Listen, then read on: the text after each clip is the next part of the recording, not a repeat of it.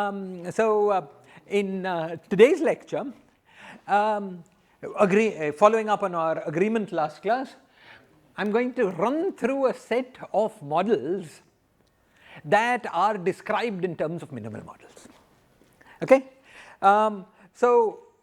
Today's lecture is going to be a sort of unsatisfying sort. If we were going to study each of these models in detail, that would be too much discussion. Okay? So I'm going to take you through some material, but largely qualitatively. Today's lecture is largely about getting familiarized with names and where what we're doing is applicable. It's sort of important, okay? But we will not do it in any great detail, as you will see. Okay, so first let me remind you of various things.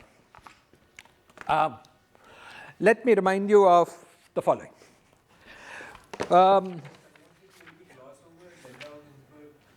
Again, we can do that again.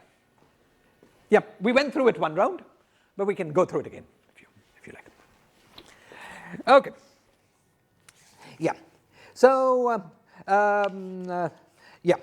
So let us remind ourselves of our of the discussions we were having.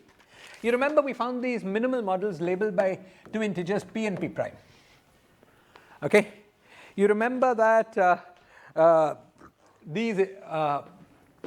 these minimal models had operators phi rs. These were integrable operators. These were operators with null states.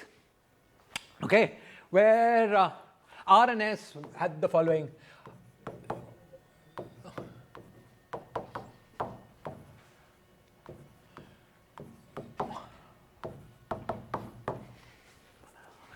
Okay, you remember this. The R and S were the multiples of alpha plus and alpha minus in the weight vector. Yeah, you remember that, right? Okay. You also remember that we had this. We had the following equivalences. We had that HRS was equal to HR plus P prime S plus P prime. That was the reason that we had this truncation. So that I'm not going to write down. But there was also P prime minus R and P minus S. Right, so there was this reflection symmetry. So R and S near 0 was same as R and S near P prime and P respectively. Okay? And so operators with this with R and S and P prime minus R, P prime minus P minus S had the same weights, and so didn't give you different, were basically the same operators. Okay?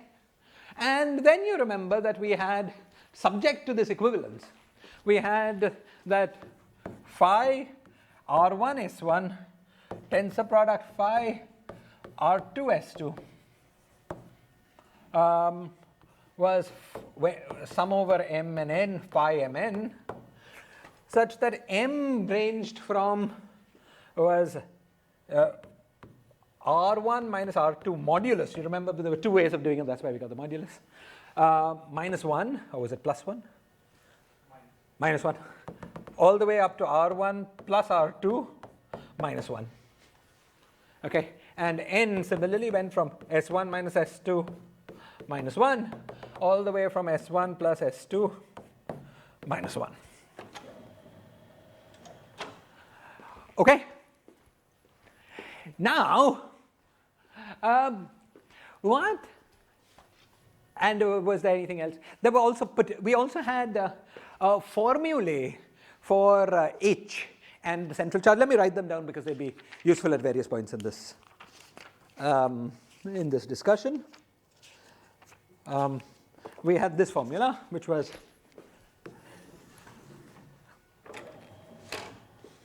C was equal to 1 minus 6 P minus P prime, the whole thing. Our convention was always to choose P prime less than P, less than equal to, less than P, yeah. And less than P. And by P prime and HRS was equal to PR minus P prime S the whole thing square minus P prime the whole thing square divided by 4 P prime. Okay, last reminder, and I'll try to keep the material on this board up here as we go on. The last reminder was that these were generally minimal models, but they were in general not unitary. Okay, they became unitary for P is equal to M plus 1 and P prime is equal to M. For the difference P minus P prime equals 1. So when we set P is equal to M plus 1, P prime equals M, so we'll often denote these models by M P prime. P prime, this is our general notation. So therefore M plus 1 M was the mth unitary minimal model. Okay, and just to get the conventions completely clear, M equals 2, if you remember, was the trivial model. It had C equals 0. And M equals 3 was the first non-trivial model. This was the Ising model. And therefore, we have M34 is Ising.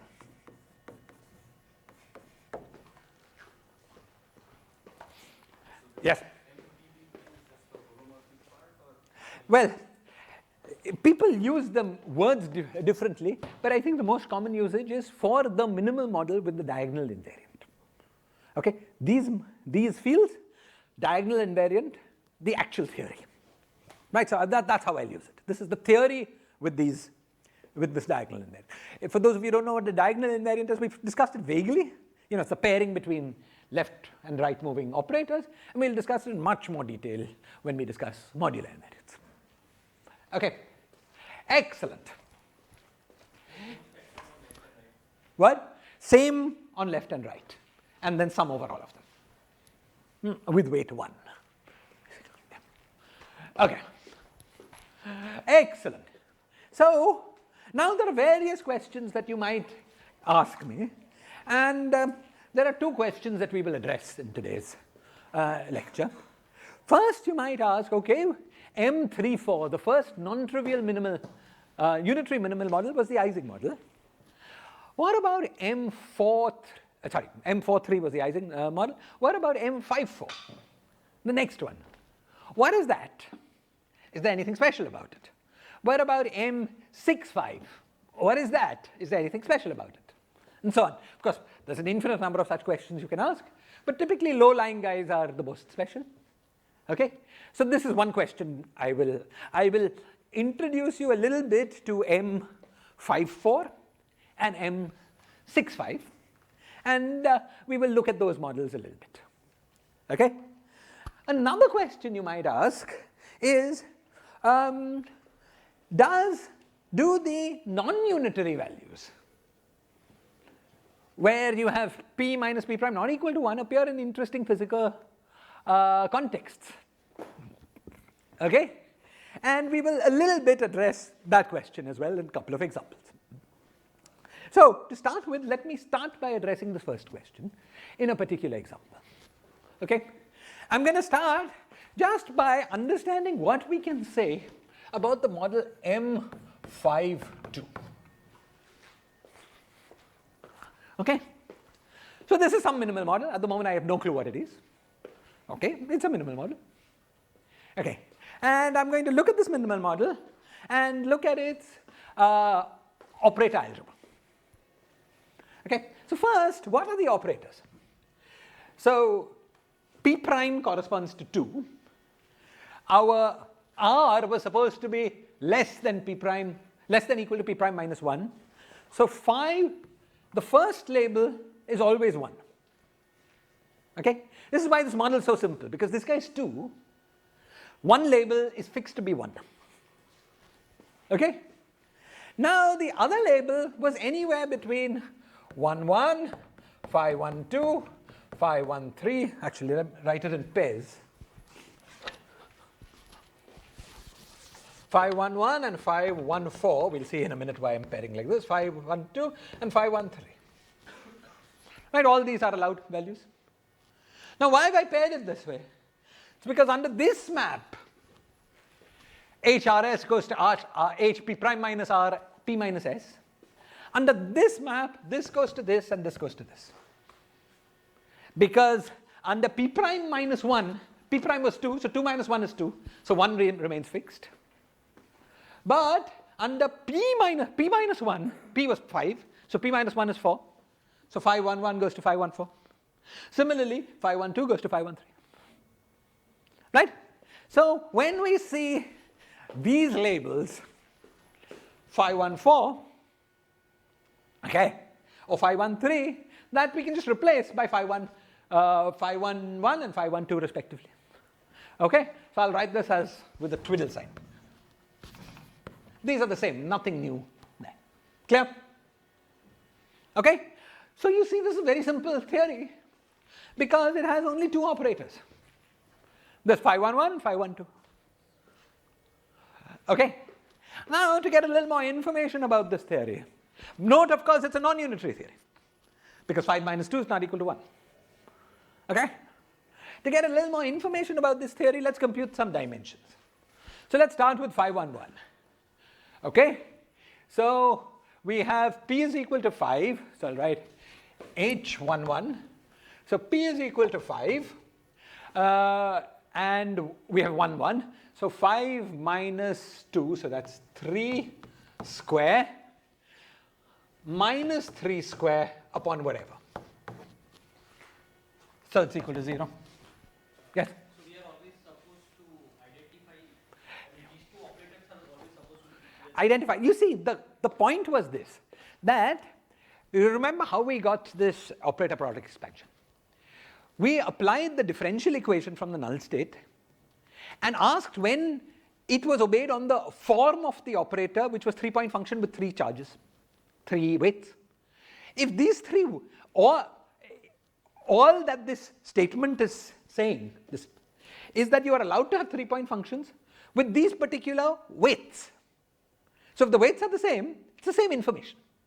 But if you have extra charges. What do you mean you have meaning? What we are doing is writing the allowed structures that can appear in 3-point functions. If two operators have the same dimension, it's the same 3-point function structure. This was how we got to that thing. Yeah, I mean, I was saying that if you have extra labels. If you have extra operators, you might. This is a question of multiplicity. Right? You might have, but you're not forced to have more than this.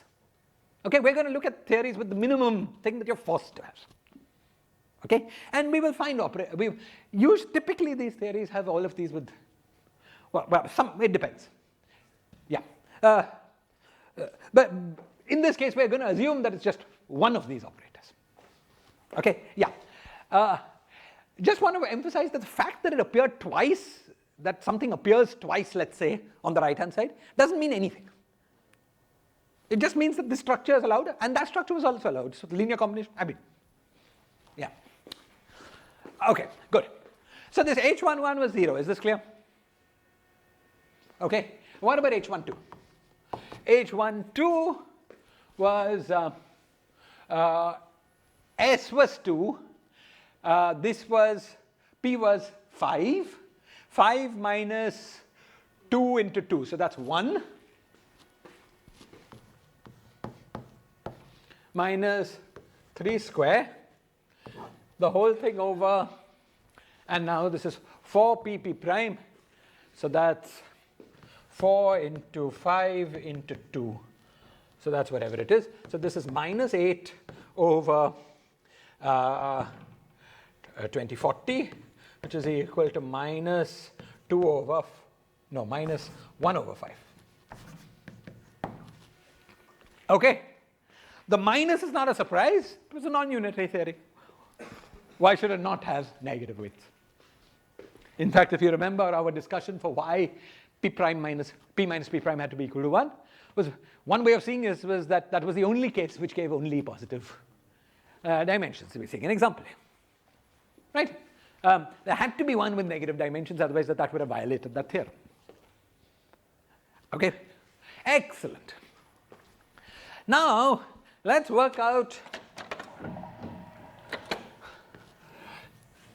since this guy has scaling dimension 0, we will in our minds think of it as identity.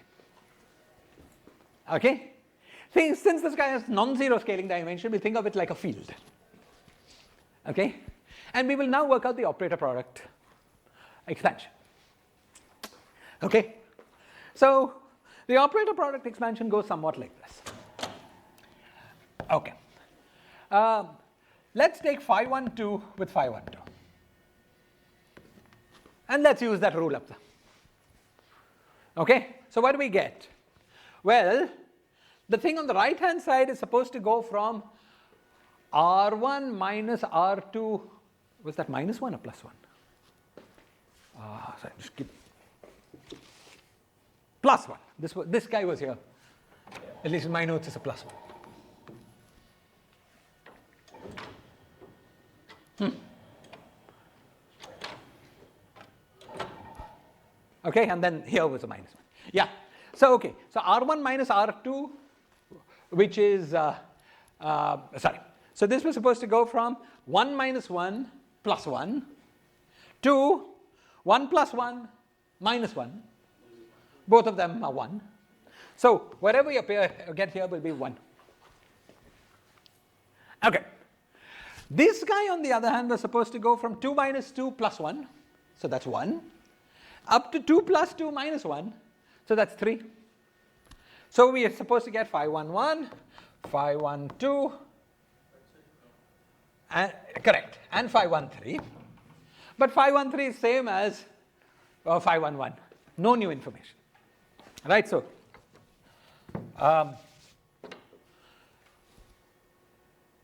it's a bit odd. Wait, it's a bit odd. Why are we getting phi? Oh, what is phi 1 1? Sorry, just a minute. I'm sorry. Let's start with the simplest. Which guy was it? Was H11, which was the simplest guy. Right? Sorry. Let's start with this. I was planning to start with identity, so we see only identity. Okay. So once again, then we'll go from 1 and 1. Okay. So phi 1 1. Okay. Identity with identity is identity. That's great. Okay. Now let's look at phi 1 1 with phi 1 2. What's our prediction?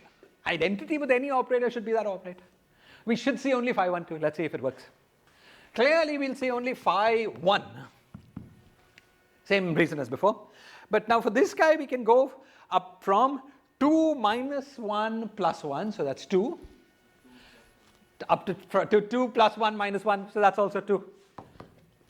Perfect. Identity with an operator reproduces itself. Okay. What about, on the other hand, if we take the one I started writing, phi 1 2 with phi 1 2. Okay? If you take phi 1 2 with phi 1 2, what do you get? Okay? So now this operator here, this operator product expansion here, okay? This goes to, as we just said, it was phi 1 1, phi 1 2, and then there are more, but they just come back. Okay? So the operator with itself produces the operator and identity. Okay. Now, I'm going to invite you to try to produce a Lagrangian along the line of Landau-Ginzburg theories that would produce such physics. Imagine I had a scalar field phi, and I wanted to write down Lagrangian for this theory so that the operator product expansion of phi would produce this content. Any suggestions for what might work?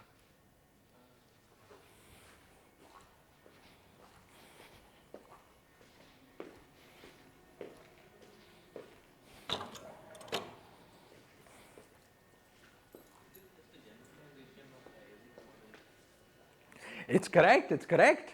But tell me, we should use what we know. We should use what we're thinking about. Yes. Why?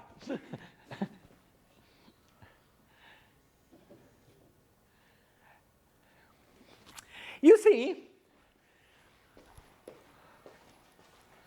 what is odd about this statement? What is odd about this statement if you think of in terms of almost free field theory? If I have a field phi, and I take the operator product with itself, in a free field theory, the first thing I will produce is phi square. Right? Here I'm saying that I produce phi and identity, but no phi square. Why? There's only one simple reason. Fermions, okay, fine, fermions, but no, we're working with scalars. Let's suppose we started with scalars. Yeah. Okay? Yeah, that would be another way to work, another way to try. But I'm trying with a scalar set. There's one way in which phi square is not produced, is if it's related to something else by an equation of motion. Okay? Because remember that within the path integral, the equation of motion up to contact terms is an identity. So inserting something or something else which is equal up to an equation of motion is not doing something different within the path. There aren't two different operators. If you have an equation of motion that tells you phi square is something, there aren't two different operators which is that phi square and that's something. It's just one operator. So your choice of how you think of it. Okay? Now what kind of Lagrangian is going to give you phi square in the equation of motion? Well, it's pretty clear, right? Suppose you take a Lagrangian like this. Del squared phi plus phi cube. Okay? Now my equation of motion, and I'm going to add, since I've allowed myself an odd field, I'll also allow h phi plus nu phi cube. I've not allowed a mass term because I want to be critical. Okay? But if I do this kind of Lagrangian, you can set this h to 0 because it's a tadpole. Let's imagine starting with this. Okay? If I allow this if I look at this kind of Lagrangian, the equation of motion is going to be del square phi is equal to phi cube. That's phi square. And then some 3. Not worrying about all that. So every time you have a phi square, you can replace it with del square phi. Okay? Now the phi square by normal ordering can also mix with 1. Okay, so when we do things properly, it will mix with some descendant of phi, which is phi, and one identity. Okay, so this operator product expansion seems to be geared towards producing a theory whose potential is cubic. Is that clear? That's why it's non-limited. Yeah. To start with, that's what immediately this should raise your. Cubic theories typically don't make sense, right? As some analytic continuation of something maybe, but just as a good, nice, bounded from below doesn't make sense. Okay, so the kind of thing that this looks like it's producing the physics of some rather sick-looking theory. Okay, but you can ask, is this rather sick-looking theory achieved in the study of something less sick-looking? Okay, and it is, as Karthik foreshadowed, in the study of the Ising model, in the study of these Lee-Yang singularities. Okay, so I'm going to remind you of that story. I don't know if you're like me, the last time you heard about Lee-Yang singularities was in your statistical mechanics course. I mean, for you guys, that's not so long ago. but I'm going to remind you. Okay, so these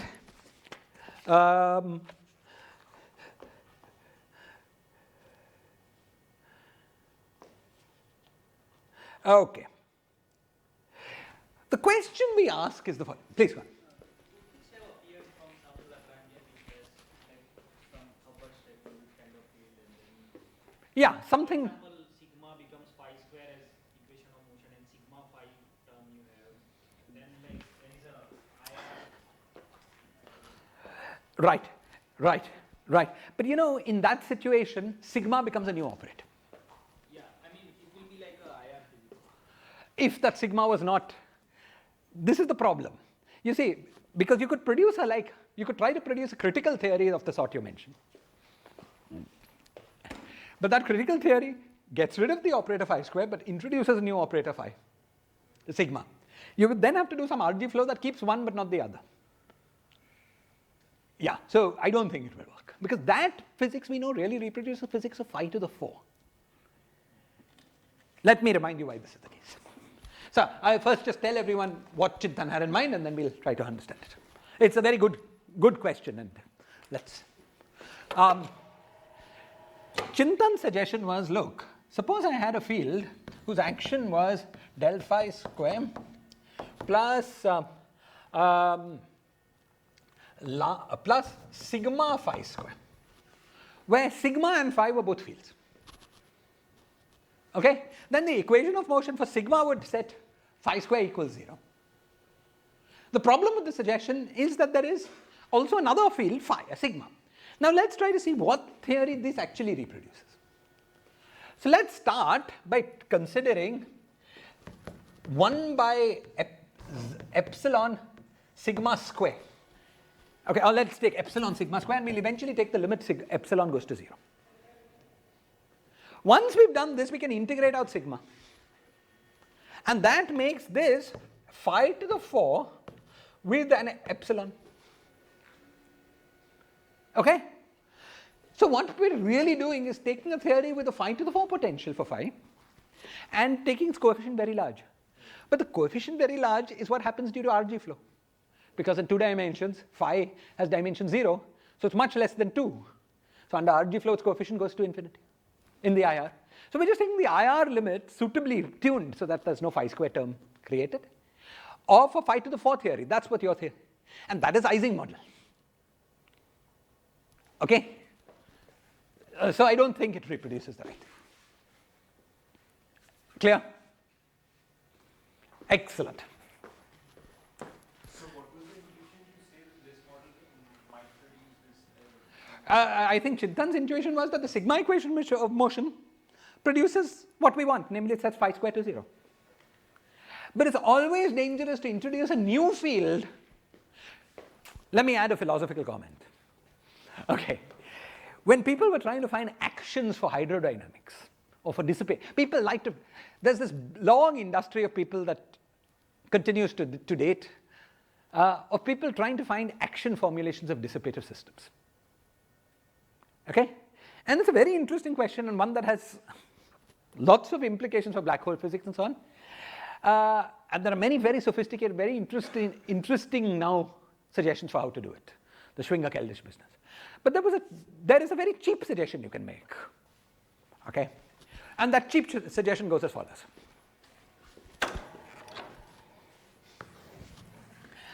Suppose I take a harmonic oscillator with friction. That the equation of motion is phi at x double dot is equal to omega squared x minus nu times x dot. Okay? It's the first thing you can try to do to find an action that gets this equation of motion. This has nothing to do with our course, okay? But just since Chintan brought it up. The first thing you can try to do to get an action that makes this equation of motion is multiply this equation of motion, let's write it as minus plus, multiply it with x. Okay, so x double dot minus omega squared x plus nu x dot. And you think, great, varying with respect to x will produce this equation of motion, so what's the problem? There should be a problem because Landau, Lifshitz, or Goldstein, or whatever book you studied classical mechanics from will have told you there's no action that produces this. It's dissipative, it doesn't preserve volumes in phase space. But what's the problem technically? Somebody?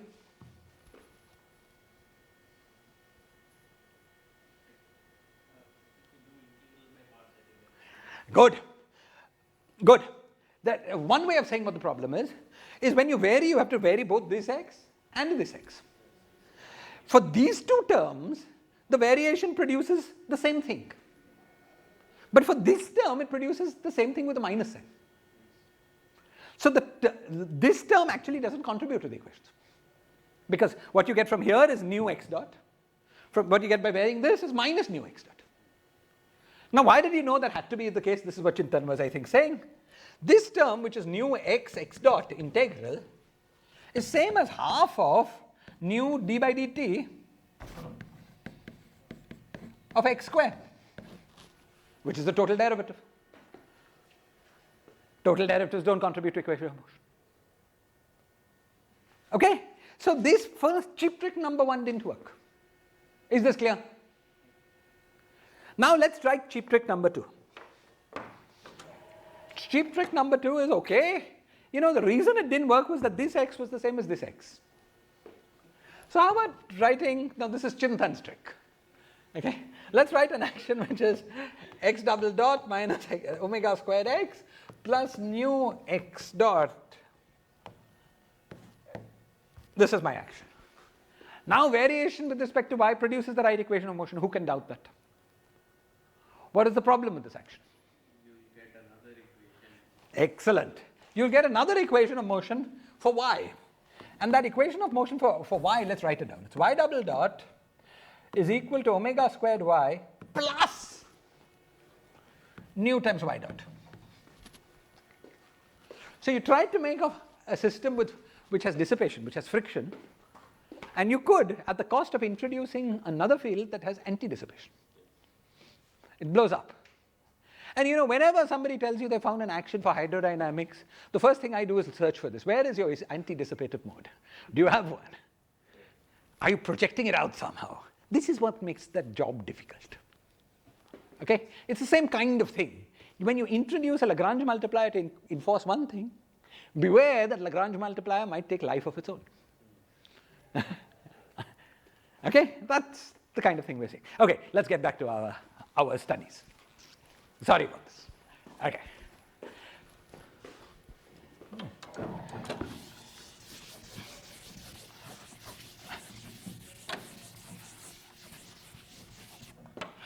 Fine.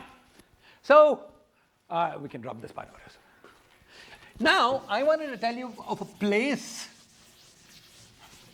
where this theory actually naturally appears, not some very concocted situation. And it occurs in the study of these Lee-Yang singularities, Lee-Yang zeros.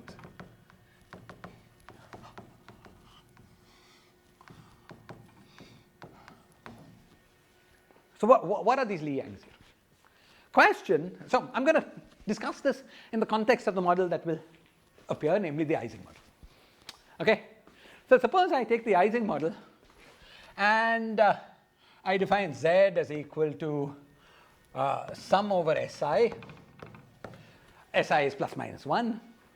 E to the power minus beta times, now the Hamiltonian, which was, let's say, J SI SI plus 1. And plus HSI. Now, I want it to be a ferromagnetic guy, so if they're up, they should carry negative signs. So maybe I'll put a minus. Okay, and J is first. So this is my Ising model. It's defined on a lattice, but you know we're going to try to search for some critical point, take a continuum limit, something like that. So it will become a conformity. Okay. Now you can ask the following question: can Z ever go to 0?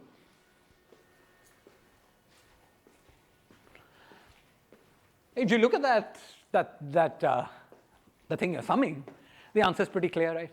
You're summing a bunch of positive numbers. Sum of a bunch of positive numbers cannot be 0. So Z cannot be 0 if all parameters J and H are real. But if you take H, let's keep J real, okay? And if we take H and make it a complex number, now it's no longer clear. Could turn out that this partition function has zeros at some values of H. People have studied this question a lot. And in the case of the Ising model, in the continuum limit, you get a bunch of zeros that accumulate, so become a cut. And these zeros start on the imaginary. The zeros do this. There's a lowest 0, and then it becomes like a cut like this. And also by reflection down.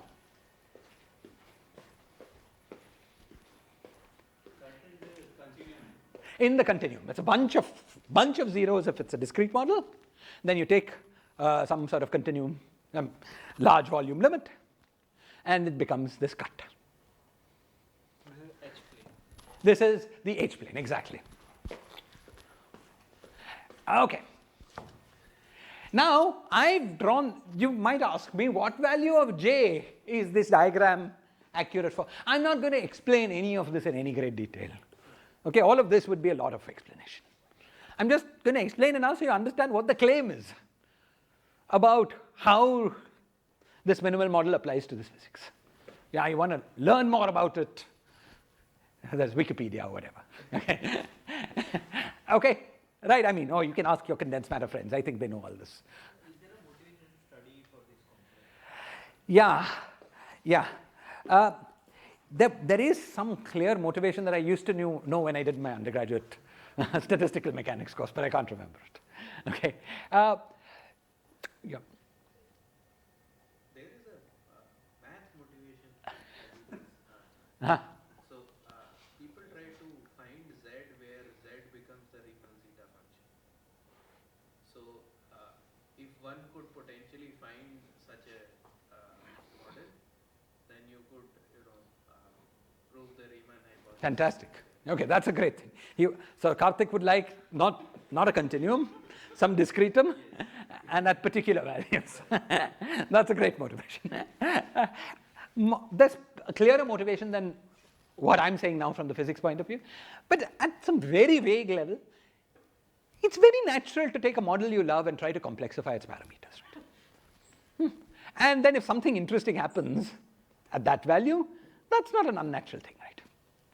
Right? There's better motivation, but I don't, at this point, know it. All right. Now,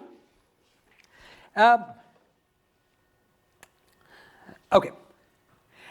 Now, let's see. What else is known about these? What else is known about these? What else is known about these things? I've told you what happens as a function of h, but you could ask me at what value of beta and j is this diagram accurate? And we also know that there is a very particular value of beta j, right? That is of great interest, namely the value at which you undergo a phase transition. Okay? So at high temperatures, this model is paramagnetic. At low temperatures, it spontaneously breaks magnetization, becomes ferromagnetic without the h, even with h equals 0. Okay? There is a critical temperature. Of course, in this, I could write beta j is j prime and beta h is h prime. So there are only two parameters. Okay? So there's some critical beta j. Let's call this beta c. Some critical value of this thing, below and above which the theory should behave differently. So what happens to these zeros? Okay, what happens to these zeros as this thing undergoes the phase transition? Okay, so the claim goes as follows, and let me just make sure I'm saying it correctly.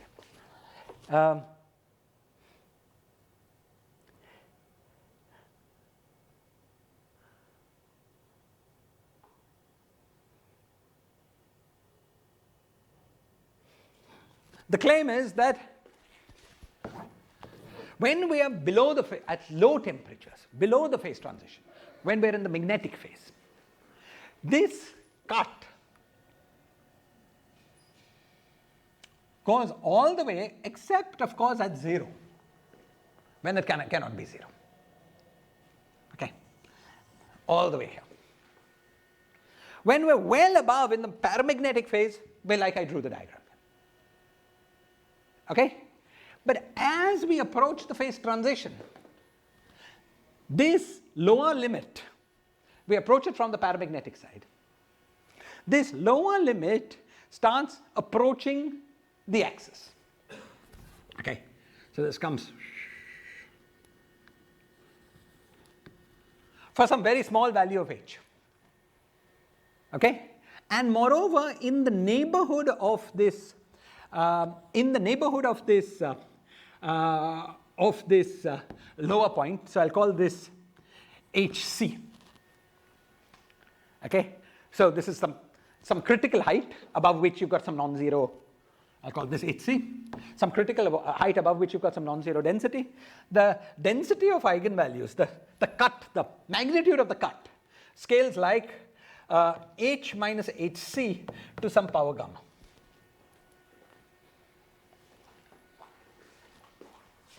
Okay, is the claim clear?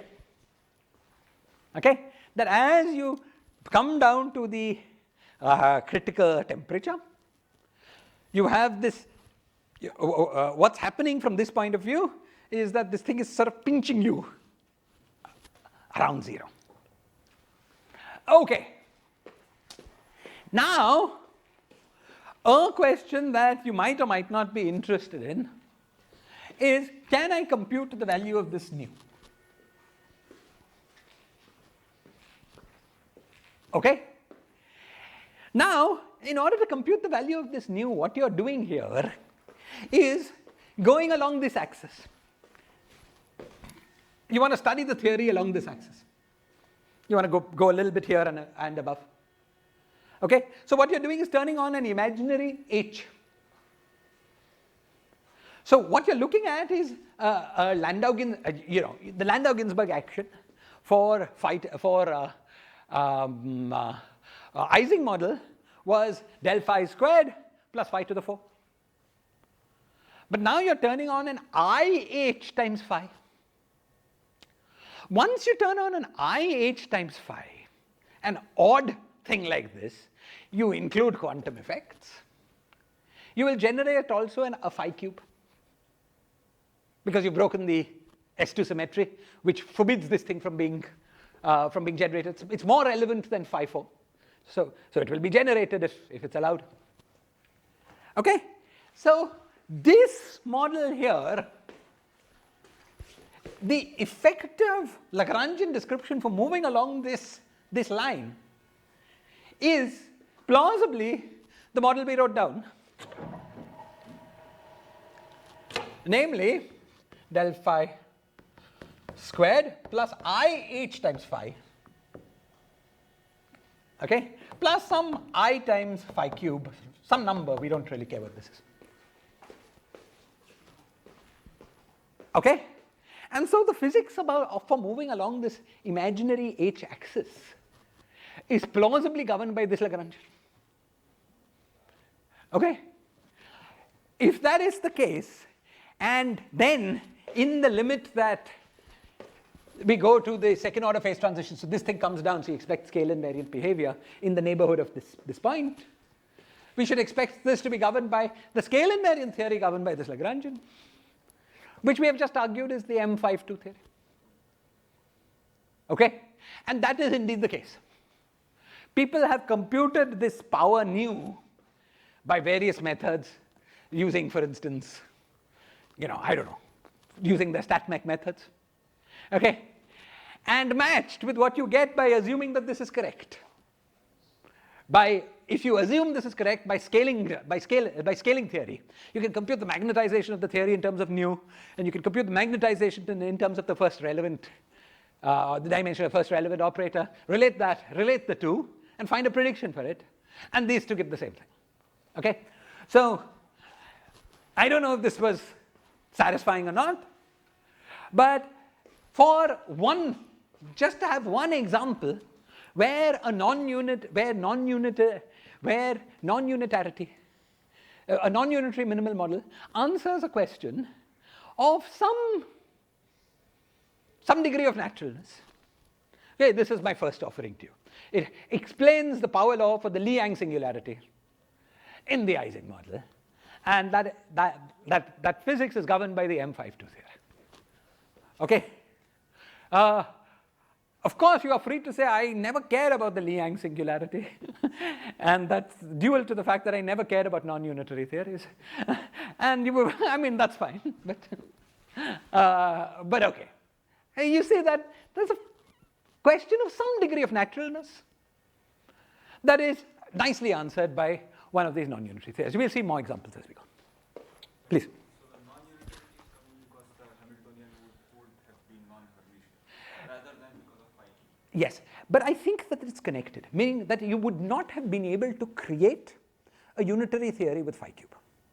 Suppose I just made all these removed all these i's. Okay? Then I might have thought that now it looks like a real theory. But now it's unbounded from below. For this reason, we will not find a unitary minimal model that is in agreement with the operator product expansion that you would see. Yeah. Yeah. Okay. Excellent. Fine. Okay. So some of you are thinking, okay, enough with all this non-unitary stuff. So let's move on to safer territory. Okay. Let's move on to the M54 model. Okay, so we've looked at M34, that's Ising model.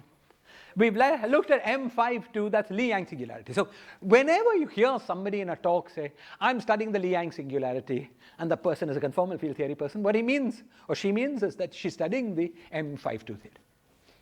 Okay? Okay, so part of this was to introduce you to where it comes. Part of you is also to introduce you to terminology. You know, when you hear this, this is what you should think. Okay. Fine. Let's move on. Let's look at the model M54. Okay. Okay. Let's work out what we can about the model M54. Okay. So what are the operators? This guy runs 1, 2, 3, right? And this guy runs 1, 2, 3, 4. These are possible values for it. Okay. But now let us work out the set of all operators that are independent. Well, there is clearly phi 1, 1. There's phi 1, 2, phi 1. Okay, now this reflection, what does this reflection do? Reflection in this case it acts non-trivially on both guys. Okay, so it takes 1, it will take 1, 2, 4 minus 1, so that's 3. Okay, so within the phi 1s there's no reflection issue. So there's phi 1, 2, phi 1, 3, phi 1, 4. Okay, then we have phi 2, phi 2, 1.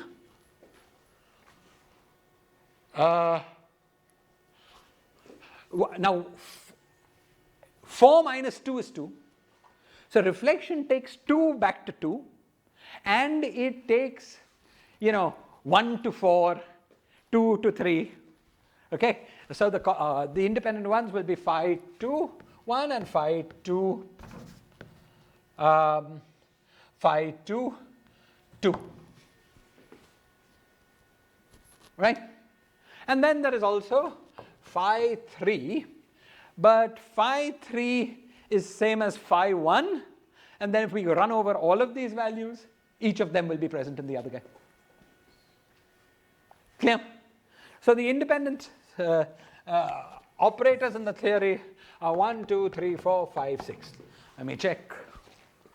1, 2, 3, 4, 5, 6. Excellent. Okay, so these are the independent operators in the theory. Now, using the formulas on the board, you can easily work out the scaling dimensions of all these operators. Okay, I'm not going to bother working them out, I'll just write them out. Okay, so let's write it out. So there's phi 1, 1. This guy is always the identity.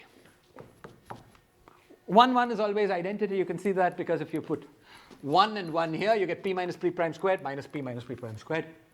So you always get 0. So in all of these minimal models, phi 1, 1 is identity. Okay, then we have phi 1, 2, which is its holomorphic dimensions 1 by 10. Phi 1, 3, which is holomorphic dimension is 3 by 5. Phi 1, 4, holomorphic dimension is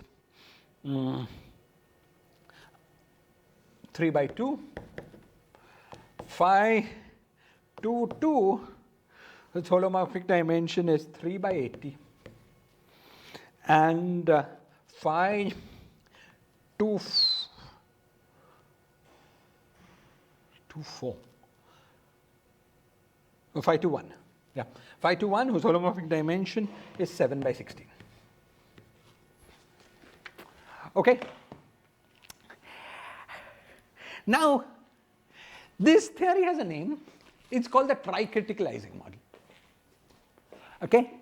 And it has a statmech description involving sum over spins, including the possibility that some sites are unoccupied.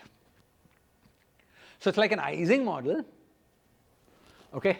It's like an Ising model which has, okay, maybe I should write down its Lagrangian. Well, just write out, just so that it's concrete.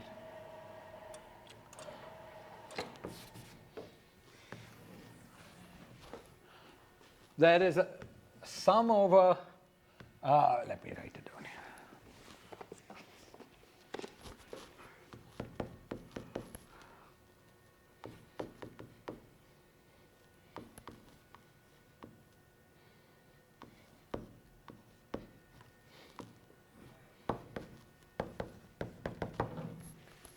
H is equal to this. Okay, so we've got some lattice. At each point on the lattice, there are two variables that live. There's t and sigma. Okay, if t range sigma is 1 minus 1 as usual. T range is either 0 or 1. If t is 0, you see that there is no term in the Hamiltonian involving spins. You should interpret this as saying that if t is 0, there isn't a spin. That spin at that site is not there. Okay? There's actually that site is missing, the spin is missing. Okay? So now whether the spin is present or not is itself a dynamical variable, because we're summing over all possible values of t, 0 and 1, and we're summing over them with a weight, which is this mu.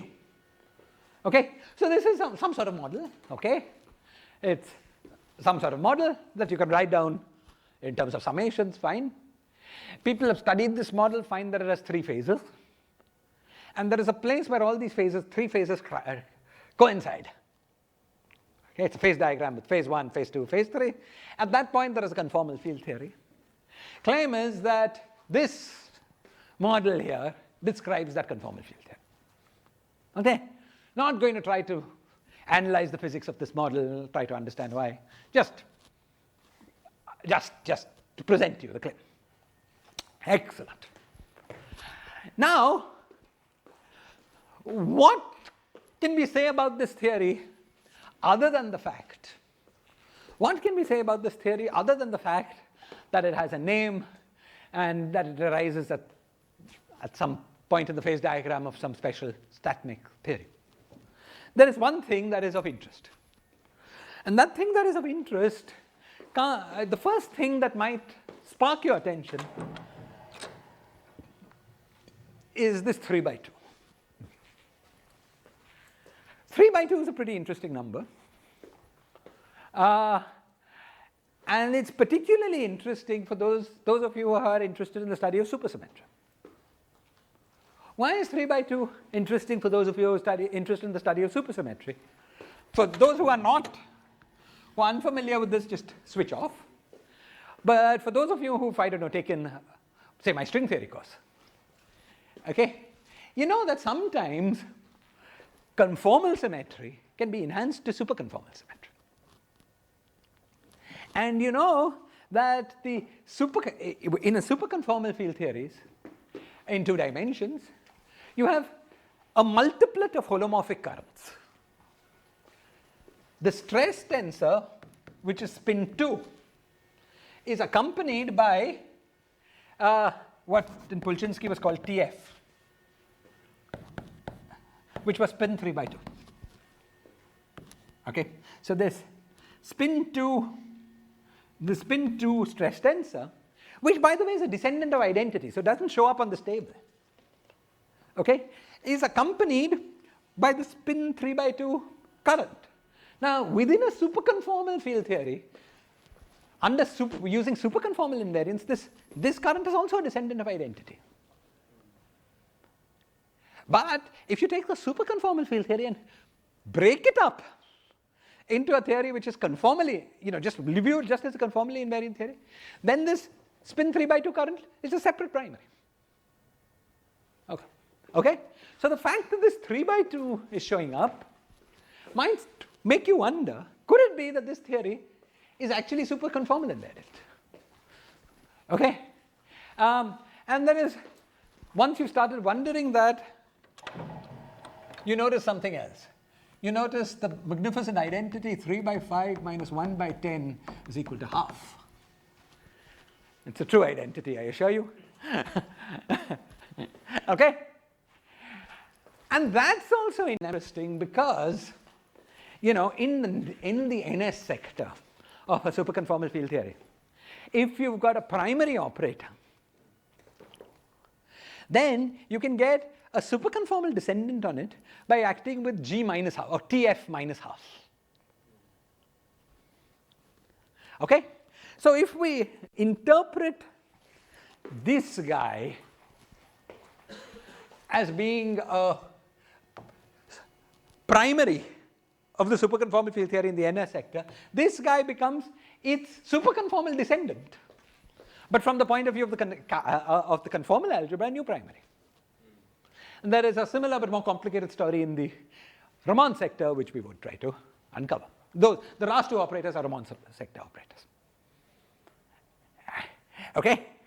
Now, so in fact, this is the case. This theory here, this theory which we it's the second simplest non-trivial minimal model, also happens to have an amazing property. It just happens to be invariant under superconformal invariance. Okay? Now, in fact, there is a larger story that I will just tell you, and maybe we will study at some point, which is the following. We studied, over the last 10, 12 lectures, whatever, we've been studying representation theory of the conformal algebra. We argued that all theories, there's no chance for something interesting in representation theory for C larger than 1. C less than 1 had interesting possibilities, and we sort of classified that. There is a similar story using the superconformal algebra. Using representation theory of the superconformal algebra, once again you can look for theories with interesting representation. Okay? There you get interesting representation for C less than 3/2. And in an exact parallel with our study here, okay, you find a series of minimal models, of superconformal minimal models. Okay? And though we're not studying them at the moment, I will just quote a formula for you.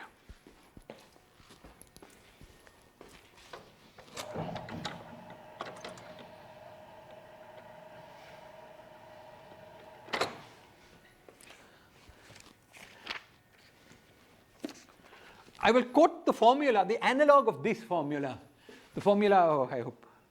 Yeah, the analog of this formula here for the superconformal minimal. Once again, the superconformal minimal models, the unitary ones, are labeled by one integer, like the analog of our M. Okay? I'll call it M prime. So we get HRS. There's a very similar kind of structure, is equal to R into M plus 2 minus S into M, the whole thing squared minus 4, okay, divided by 8M into M plus 2, plus 1 by 32 into 1 minus 1 minus 1 to the power R minus S.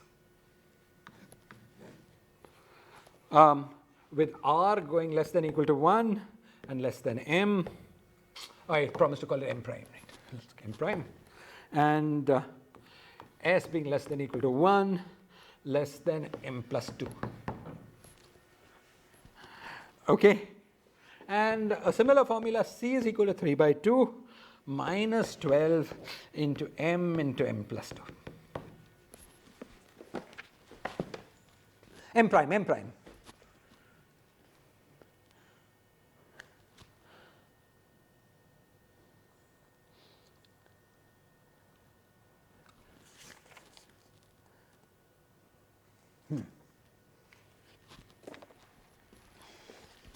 So this is, everything here is M prime.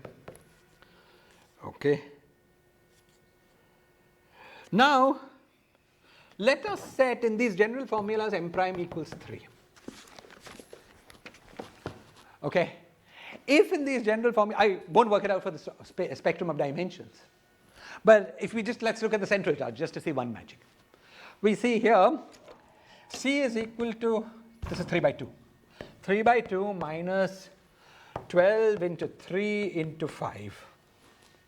So that's equal to 15 minus 8 over 10, which is equal to 7 by 10. Okay.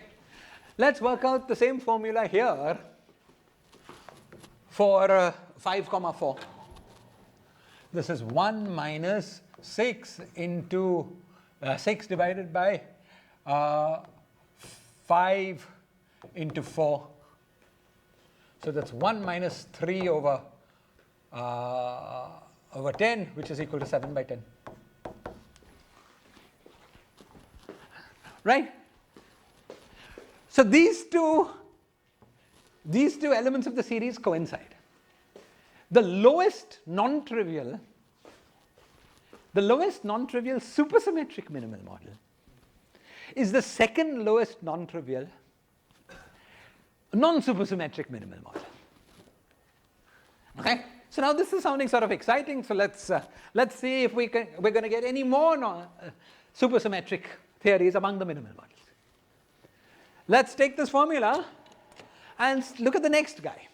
Clearly, as m goes very large, this central charge reduces to 3 by 2. By the way, why should you have expected the bound on central charges to be 3 by 2 for a supersymmetric theory?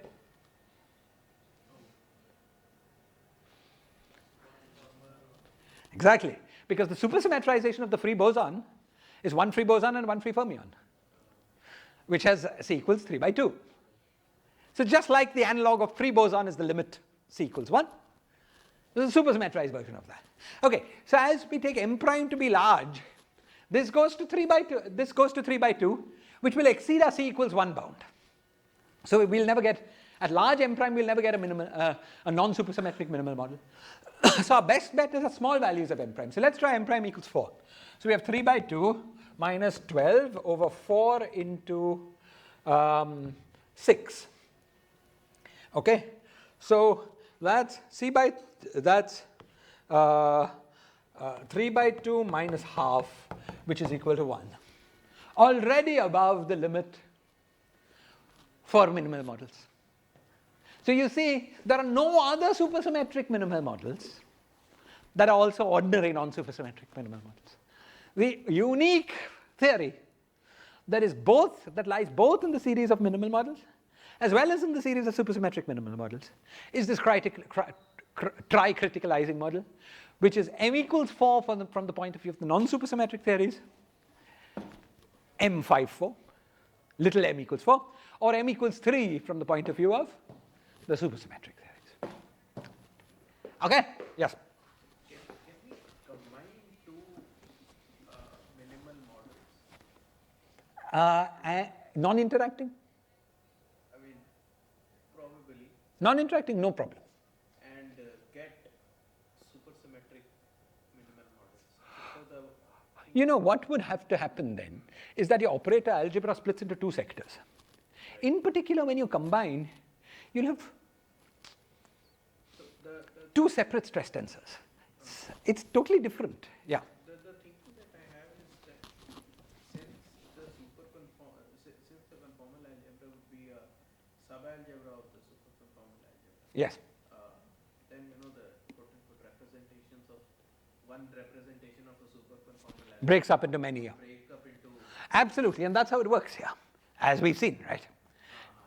this theory, which has only 3 multiplets, 3 primaries from the point of view of the superconformal algebra, has 6 from the point of view of the conformal algebra.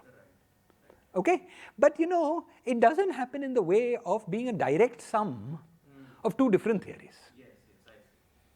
Okay? That is too trivial a structure. Okay? Yeah, exactly. So if you had a superconformal field theory, it could have been a conformal primary. Okay?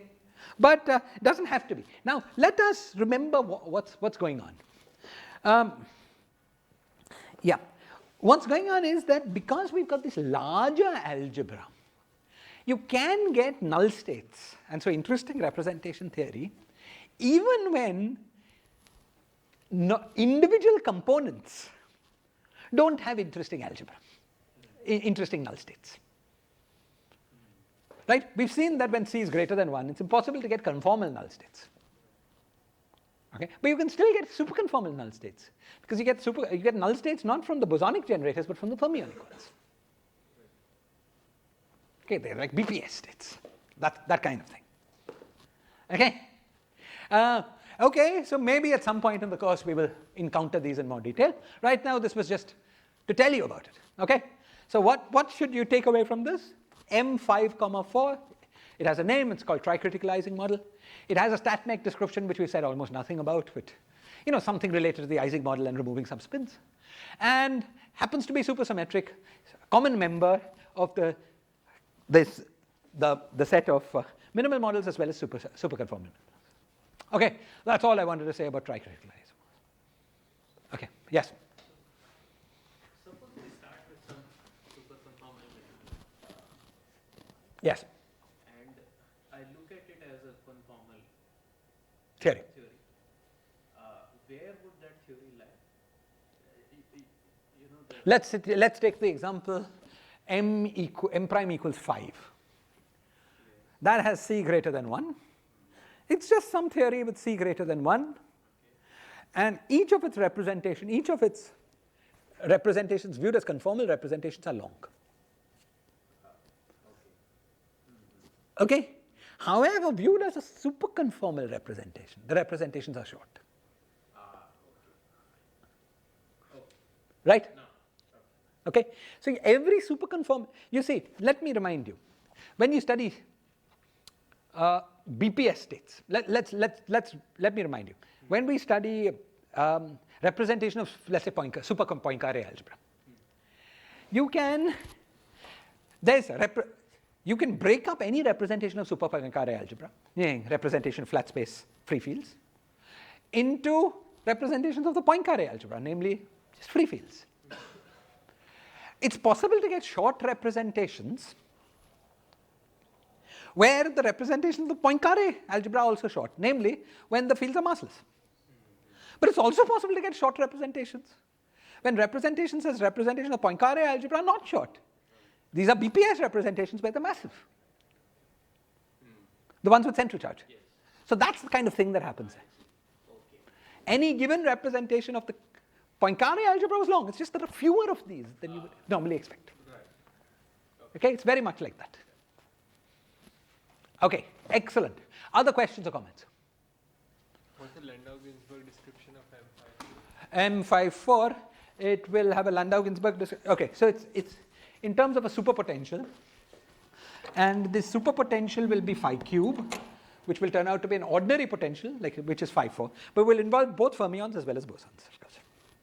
Yeah, so it's just the simplest generalization of this thing. Okay? Great.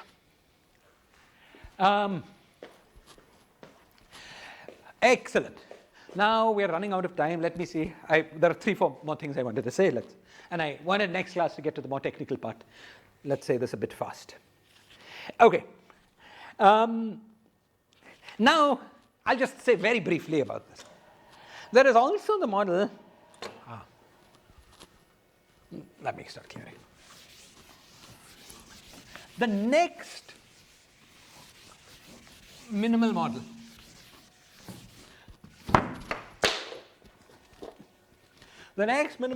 is M65. Okay? This model has a name. It's called the three states Potts model. But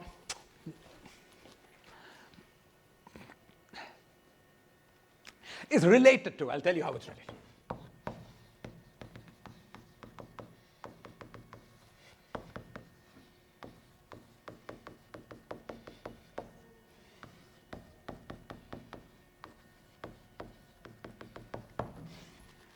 Okay, let me tell you what this three states Potts model is.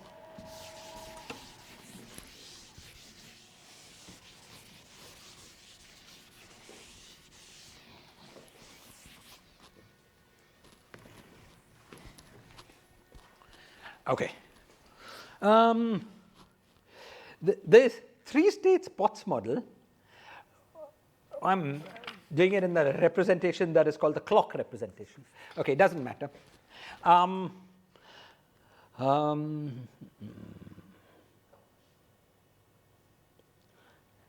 Okay, let's write it down.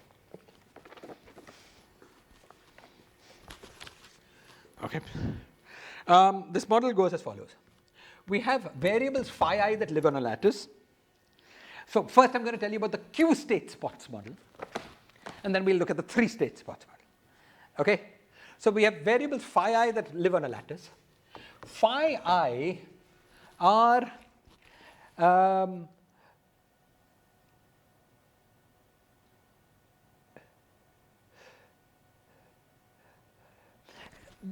the phi I are the qth roots of unity.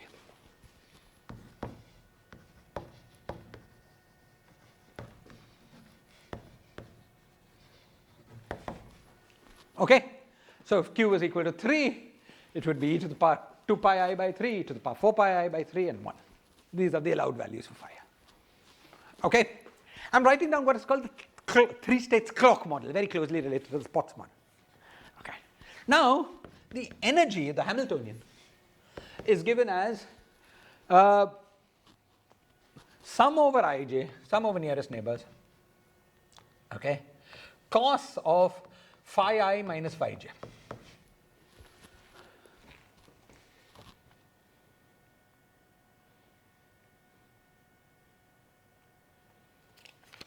Okay, and then you can put a temperature behind this in e to the power minus beta h. Okay, so what you've got a lattice. You've got a phi I that lives at each lattice point. That phi I is valued itself in this qth roots of unity. Okay, now this is what's called the three states clock model. In the case of n equals q states clock model, there's a q states Potts model. They're very closely related. We'll stick to this guy. Okay, fine. So this is the energy, and then the sum over phi I e to the power minus beta of this defines your partition function.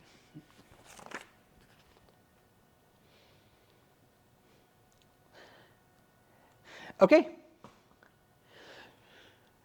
now that's all I wanted to say about this. This is some model which has a partition function. You can write it down. Again, it's one of these models that has been greatly studied, very intensively studied by StatMech people. In the case q is equal to 3, okay, there is an exact solution known. Okay, and by studying that exact solution has a phase transition. You tune to that second order phase transition, you find that description is given by conformal field theory, and that conformal field theory turns out to be M56. Okay, the only thing I want to say about the solution, so this is just a name, there's some model, fine. The only thing I want to say about the solution that beyond giving you names is two things. First, I said that this model is M65, and that's a bit of a lie. Okay, if you compute the whole spectrum of operators in M65, it's a very large number of operators, right? Let's count it. It's 5, into 4 by 2, so it's 10 operators. Right, because p minus 1 into p prime minus 1 by 2 is the number. Okay, so 5 into 4 by 2, that's 10 different operators. This Q-state spots model actually realizes what turns out to be the case is that in this Q-state spots model, the operator product, the structure of the operator product is such that there is a consistent truncation to 6 out of these 10 operators. Okay? So instead of having all the operators that you could have had, you have only 6 of them. Okay? So it's like some subpart of this M6, 5. Okay? And there is a modular invariant partition function known that runs only over these 6 operators. Okay? That's the first thing I wanted to say. Okay? The second thing I wanted to say is the following. If you work out the dimensions of all operators, let's work out this particular thing. One of the operators is 4, 1. Okay? If you work out that formula for 4, 1, let's do it. So RS, so R is 4 and S is 1. So P into 4, so that's 6 into 4. So 24 minus P prime, so that's 5 into 1. So minus 5, the whole thing square, minus 1, the whole thing divided by 4 into 6 into 5. Okay, now 19 square, can anyone help me with that? 361. Excellent. So that's a civilized number, it's 360. Okay, and 6 into 5 is 30, 120, so this is equal to 3, right? Okay. So what we have here is an operator which is, we've got in this theory an integer value operator, an operator with integer spin. Because we've got an operator with integer spin that is purely holomorphic, it is single valued because its spins are integers. So it's potentially an operator in the theory itself. Okay? Because it's single valued with respect to everything else. And because it's holomorphic, it generates currents. Its descendants generate currents.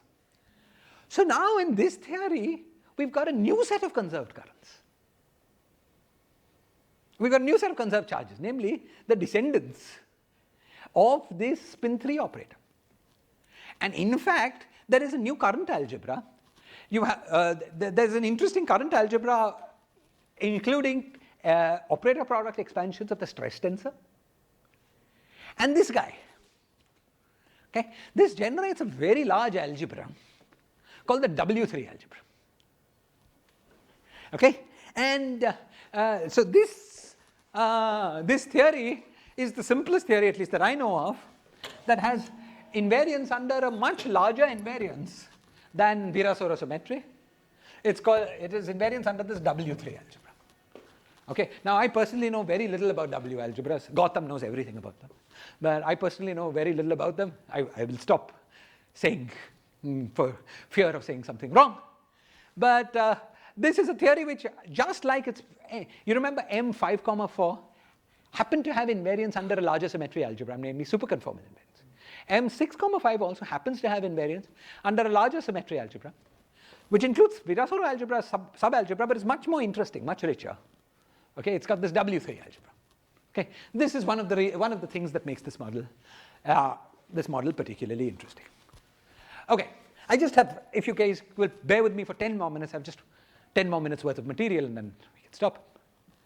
Okay, but just to review, what have we let's look at the unitary minimal models. M34, M34 was Ising model. We're very familiar with that. M45 was tricritical Ising model. It was both a minimal model as well as superconformal minimal model. In fact, it was secretly supersymmetric. M56 is this three-state Potts model. It's got a name. It's got a truncated operator algebra. It has only 6 out of the 10 operators involved. And it also has invariance under a larger symmetry algebra. It's got this W3 algebra symmetry. Okay. There's just one last thing I wanted to tell you about.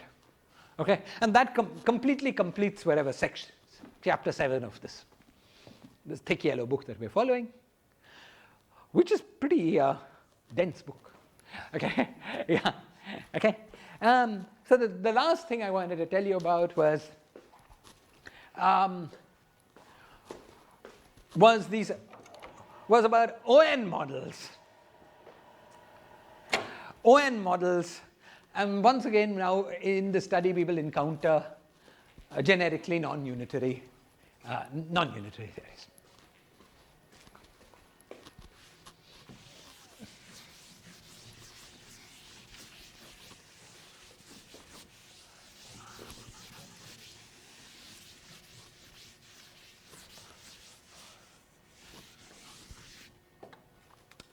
Okay.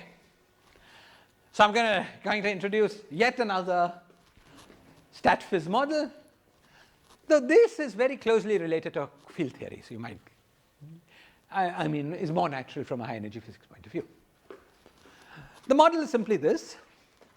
What we've got is a bunch of, we've got some lattice. I'm going to choose it, I mean, for solvability at least, I'm going to choose it to be this thing people call the honeycomb lattice.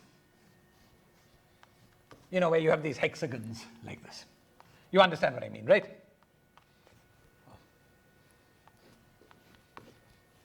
The points of these are the lattice. Okay, though in writing down the model it won't matter. Okay, and the variables on the sides of this model are spins. The spins, let's call them SA, n component spins.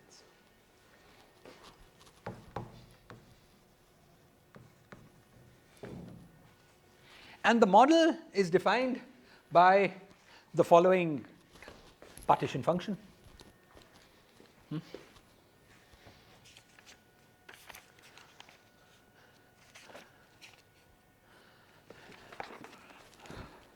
Z is equal to product over I dSi product over nearest neighbors ij 1 plus k si dot sj.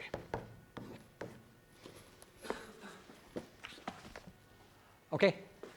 Very roughly speaking, if you think of k being small, this is like an expansion of an exponential where the action was si dot sj. Okay, so it's like an Ising model. This model is like an Ising model with k playing the role of beta times j, and the spins playing the role of the sigmas. Okay, but what makes this model sort of interesting is that these variables are not discrete anymore. Okay, so we're doing each of these. At each site, we've got a variable that lives on a unit n sphere, and we have to do the integral over the unit n sphere at each site. Okay, clearly the continuum limit of this model has something to do with the sigma model on a unit n sphere, right? But having said that, you might already wonder what's going on, because most of you know that sigma models on unit n spheres for n greater than 2 are asymptotically free in 2 dimensions. They're not conformally invariant. So why are StatMech people interested in studying this, and why we'll see. You know, how will we get conformal behavior out of this? When you say asymptotically free, you mean in the UV or the IR? Asymptotically free in the UV, what I mean is that they develop a mass gap in the IR. So they're defined in the same way as QCD. Defined by taking a continuum limit where the coupling goes to 0, which means size of sphere goes to infinity, as you take cutoff to 0. Then the size of the sphere flows in the IR, becomes smaller and smaller and smaller, and eventually the sphere becomes so small that you've got a sigma model on a zero size space. Really what you get is a mass gap. Okay, this theory flows in the IR to a massive theory. This is, for those of you who are not familiar with this, but who are familiar with some string theory, you can use the RG flow equations on the world sheet of the string. Just take the beta function equations, which is G mu nu dot is equal to R mu nu. Okay, and look at the sign. You will find that if you've got a sphere, G mu nu and R mu nu are proportional to each other up to a number. So that beta function equation just becomes an equation on the number. The number is the radius, and the sign of that equation is such that the radius becomes smaller and smaller. Okay, so it's a sphere whose size goes to 0. Okay, this is, yeah, maybe not so familiar to you guys, but in my generation this was a very familiar fact. Okay, so given that we should expect to get sigma model behavior, why is there anything interesting about this? Okay, n equals 2, by the way, is flat. It's just a circle. You should expect to get a free boson in a circle, right? Whose size will be determined by this k. Fine. But what about n greater than or equal to 2? Well, we'll see. The first thing about this model is that it has a tractable high temperature expansion. What do I mean by that? Suppose K is very small. Why do I call this a high temperature expansion? I call this a high temperature expansion because if this thing was exponentiated, then K would have been beta. So K being small is like beta being very small, which is same as temperature being very large. Okay. Now, how do I, work out integrals here, practically speaking? The integration measure here is invariant under rotations. Okay. So what does this tell us? It tells us that integral ds of SA is equal to 0, clearly, because which way will it point? On the other hand, integral ds of SA square will be equal to whatever the radius of this is. So r squared divided by n times, because you sum over all A, you'll get the same answer for all A by rotational invariance. Okay, sum over all A and divide by n, but that sum over A is the radius. SA square is just the radius of this sphere, and so you'll get r squared divided by n if you with some whatever your measure is. So you choose the measure and the value of the radius in this model to make this model concrete. You choose the measure and the value of the radius so that dSA square is equal to 1, some number. So in particular, integral ds SA vector square is equal to n. Right, that's clear. Okay, so that's our definition of the measure and the radius and whatever. Now that's all we ever need to know about the model. Now let's imagine that this k is small. So in order to evaluate this partition function, we can expand in a power series expansion in k. Now, how does that work? You see, suppose in this power series expansion, for every term here, involving any particular link, I have the choice of choosing either 1 or the k term. Now, suppose I'm on this link here. On this link here, I choose the k term there. Unless I choose a k term from some other link which also ends here, my integral will give me 0, because there will be an s at this point, and I'll get 0 from this equation. So I need two s's at the point at least to get something non-zero. That clear? Okay. So, but that is true here. But suppose I choose this link to be non-zero, same thing applies here. So the way it works is that you have to specify closed curves on the links. Okay. So suppose I had this closed curve. Now I'm happy, right? I have that closed curve. Now I'm happy because I can I close it off. Every s appears twice, and then so integral of each of those s's gives us a factor of n. I get a factor of k to the power number of links. Okay, so I get a factor of k to the power number of links, and then n to the power number of vertices.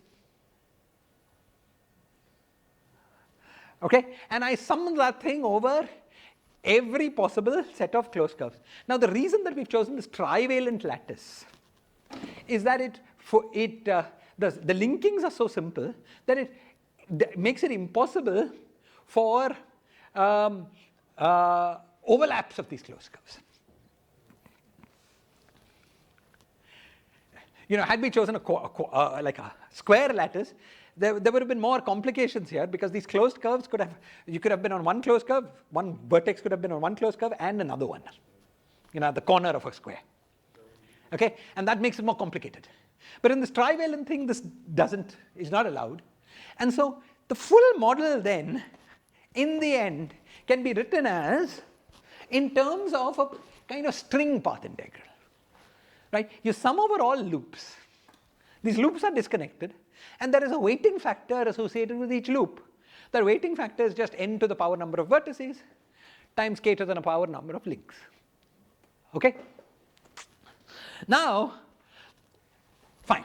So we can reword this partition function as a sum over loops, n to the power number of vertices, k to the power number of links. Clear? Now, these StatMech people are very inventive.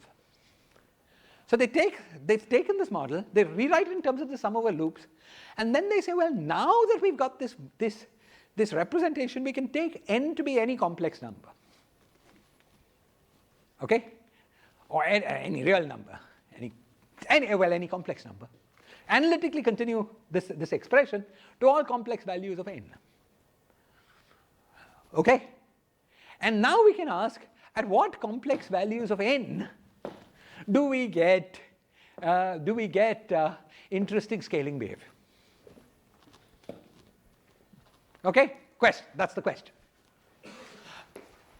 Okay. So the model as written was defined only for integer n. But once you reword it in terms of these loops, all we've got is n to some power times k to some power, sum over loops, and then that can be defined over all n. Okay? And then people have found the following.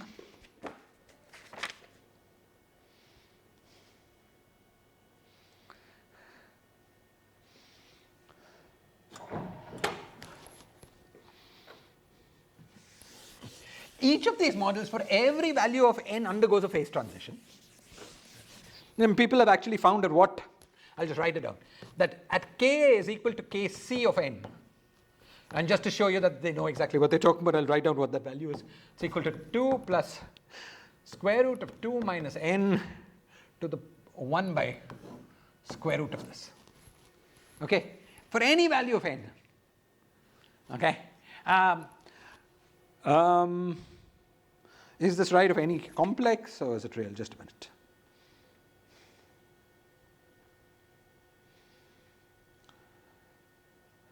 Okay, for any real value of n. For any real value of n, at this value of kc, the model undergoes a phase transition. Okay? It's a second order phase transition. You get critical behavior at that point.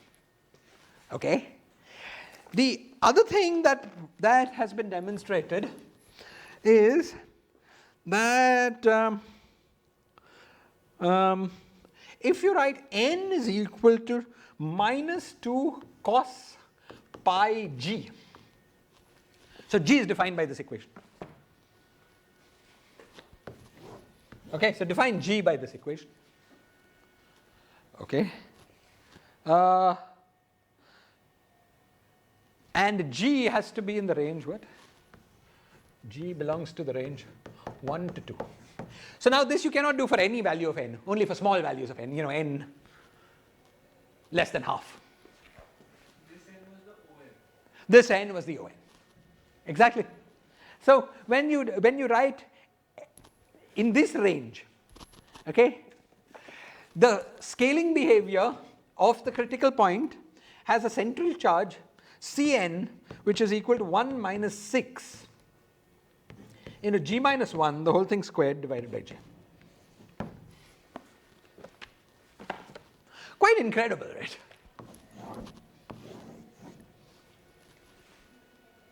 Finally, if g is equal to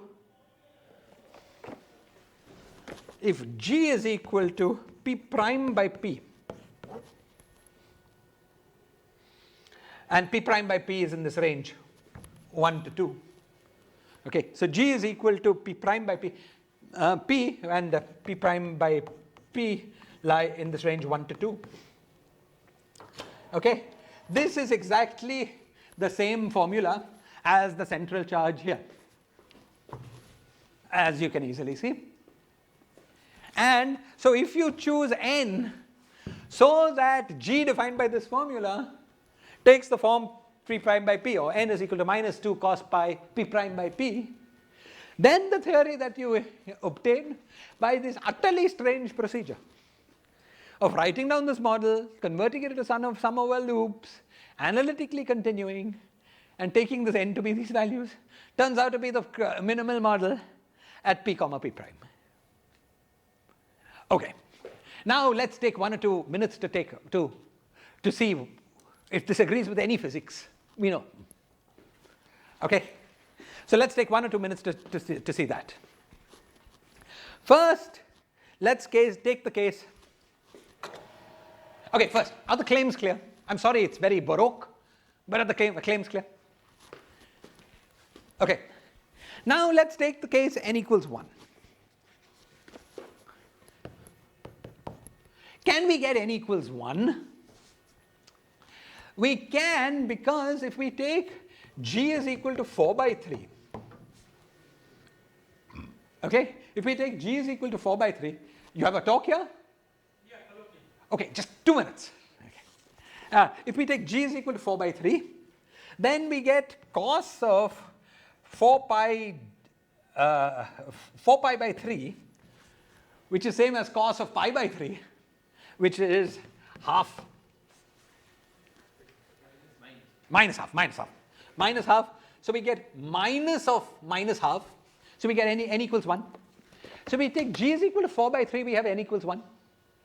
And therefore, the model with 4 by 3, p is equal to 4, p prime equals 3, is the n equals 1 theory. Now you can easily convince yourself that if you go back to n equals 1, the model at n equals 1, what is a sphere at n equals 1? It's just 2 points, right? Plus minus 1. That's the Ising model. So this model at n equals 3, it comes to M43, which is the Ising model. Okay? Now I don't have the time because we're intruding into colloquium time, but I'll just quickly, I won't work it out, but I'll just quickly tell you. On the other hand, if you choose n equals 2, you can check that happens at g equals 1. Okay? G equals 1 comes not from a minimal model, but from just free scalar field. Because it was like p is equal to p prime, that large. C equals 1. Okay? And there, of course, n equals 1 is just a free scalar field, of course, right? Because it's just, n equals 1 is just a circle. Okay?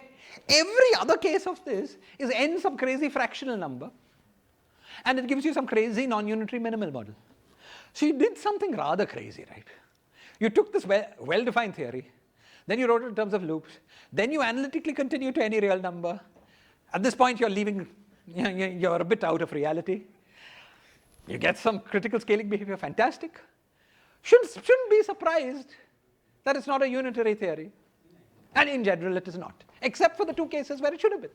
Sorry, so why is it non-unitary? Why is it non-unitary? Because there is no such thing as a sphere in non-integer dimensions.